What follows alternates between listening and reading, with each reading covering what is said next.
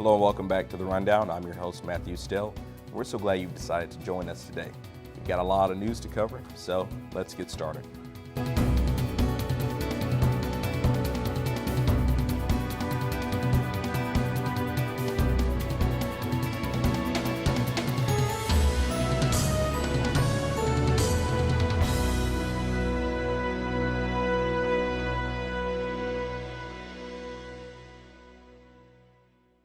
Earlier this week, the FBI raided the offices and New York hotel room of Michael Cohen, the embattled personal lawyer for President Trump, who allegedly paid adult film actress Stormy Daniels $130,000 in hush money. President Trump called the raid a disgraceful situation and continued his claims that the Russian probe is a witch hunt against him. FBI prosecutors obtained a search warrant after receiving a referral from special counsel Robert Mueller, who of course is leading the investigation. Mr. Cohen's lawyer said, quote, "The search is completely inappropriate and unnecessary. Most believe that the true reason behind the raid will be released in the coming weeks." Facebook chairman and CEO Mark Zuckerberg testified before Congress this week after it was revealed that nearly 7 million Facebook users had their personal information breached. Zuckerberg was asked a number of questions, starting with why his company allowed Cambridge Analytica, the organization that gained access to millions of users' privacy during the 2016 presidential election, to be privy to such information, and how Facebook will continue to protect the privacy of its users.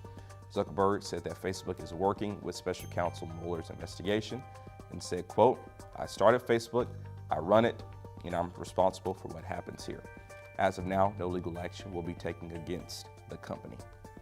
In the state of Oklahoma, teachers have rallied and went on strike, causing the state's 10 largest school districts to be closed, leaving at least 234,000 students at home. On last week, Governor Mary Fallin signed a 16% pay increase for teachers, the first in over a decade. But teachers say that their purpose for being on strike isn't just about pay raise, but more about state funding for education in general. Oklahoma ranked 49th in the United States for teacher salaries and 47th in public school revenue per student. The walkouts come less than a month after the West Virginia teacher strike that kept schools closed for nearly 9 days. Most recently, the rallies have spurred protests in the state of Kentucky as well. Kentucky schools were closed on last Monday due to teacher walkouts as well. Educators in the state were upset that the legislature approved a pension overhaul plan that will cut benefits for new teachers. Kentucky Governor Matt Bevin has chosen not to sign the bill just yet. Recently, Houston megachurch pastor Kirby John Caldwell was indicted for wire fraud and money laundering.